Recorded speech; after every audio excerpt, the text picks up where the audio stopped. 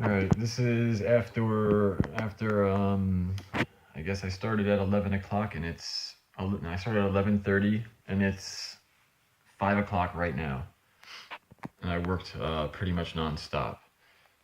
So I got more than half of the seats out. I'm on like the last couple seats. Yeah. So I took off trims that were laying on there. So found some toys. Yeah. So easiest way to do this: take off the bolts from underneath the seats that go against this wall trim, because almost 99% of them come out without having to hold the other end of the bolt. So just you go underneath there, take those off. Occasionally one will spin and you have to pry back in between the wall and the seat cushion. You pry it back right there until you can get access to the top of the bolt, and then I just laid a wrench on it with the closed end of a wrench, and went back underneath and spun it, and the wrench would just tap against the wall and it would come out easily. So at first I was trying to hold it with a pry bar, and that was just a pain in the ass. So just pry back the seat cushion and then place an open-ended wrench on there, and it'll come right off after like 2 spins. I got the seats off with the cleats coming off. So most people usually cut them at the post, and then when they're peeling up the plywood, they have to wrestle with those bolts that go through. And the problem is most people don't realize is these bolts, they go straight through, and there's another nut on the other side. The nut is rusted. So I have impact tools, and I was trying to blast them off, and they would just start spinning. So I climbed underneath the bus, and yeah, they were just so rusted. There was no way if I was even to touch it with a wrench, it would just like crumble. So I was hoping that they would just break off and come out, but that wasn't happening. None of them broke off and came out. So what I did was, after I took these bolts off of the wall pieces over here, I came back to these, and on the back I would just start grinding the top of the bolt like halfway through, go from an angle grinder, grind the head of the bolt off halfway through, and then move to the front piece, grind the head of the bolt off, right here about halfway through, and then grind that off. And then I would grab the edge of the seat cushion here and just flex it and bend it this way. Bend it and just keep on going like you're trying to break a paper clip. And then sooner or later it gets like a real loose. And then you just bend it, and it pops all 4 off at the same time. Pop, pop, pop, pop.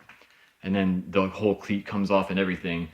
Some of them, it leaves them just like that. I mean, if you wanted to sell them and reuse them, you could actually bang it back with a hammer. But yeah, all the cleats come off like that. Some of them come off like this. Sometimes they bend like that, and that one pops off, and this one doesn't. But then you can just grab the whole seat and like almost like a headlock and just spin it real quick, and it just rips it off. Pop, pop, pop. So it's not really a big deal. I mean, in the beginning, I was trying to take off the bolts from the wall and then bend it without grinding the nuts, and that was just taking forever. It was taking so much more strength, because as soon as you start start grinding through those bottom plates right there, as soon as you start grinding it and mess up the integrity of the plate, it literally makes it 50% easier to bend the seats. When those things aren't touched and you just leave them and try to bend it off, I mean, you can get it. I did it on the first like 4 seats, and then I got wise and was like, screw that. And then these came out in like, I would say like 2 hours, hour and a half. Yeah, so that's about it. Come here tomorrow and finish the remaining seats, and then start ripping up this floor. Ceilings are 6'3" in this bus, and it's 7.5 feet wide. And from the back door to the front to the beginning of the stairs right here is 28 feet. From right here to the back door is 28 feet. So this is another 4 feet almost. Like 375, almost 4 from here to the front. So yeah, this is the hardest part. This shit is a pain in the ass, but it's doable. I mean, it's not like, it's not like I can finish the rest of this tonight. I'm not going to, because I have something to do and I have to get out of here. But so I'm just gonna sweep up. Let me tell you something. You are going to find a treasure trove of gum and Starburst wrappers. I mean, you know, when you're a little kid and you eat the gum and the Starburst wrappers and then you shove them in between the edge of the seat and the wall. Oh my, look, that's from 2 seats. The rest is a giant bag full of them over there. Nothing but Starburst wrappers, Chuck E. Cheese coins, and friggin' dinosaurs and G.I. Joes and with their heads missing. See, I got dinosaurs, some G.I. Joes or whatever the hell those things are. Yeah.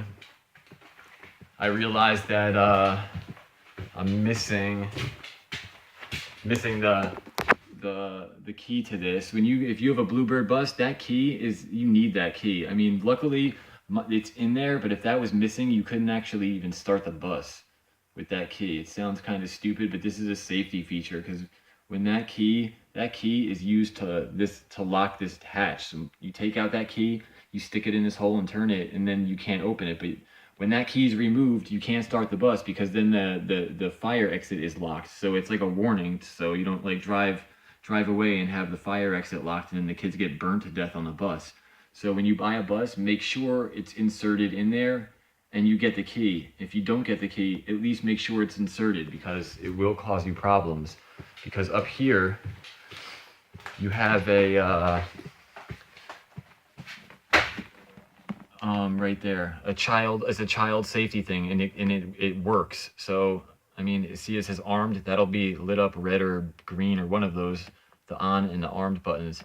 And I mean, if that thing's armed, it's basically a fuel cutoff. So if you hear a loud like a buzzing noise, that's what that is. All right, that's it.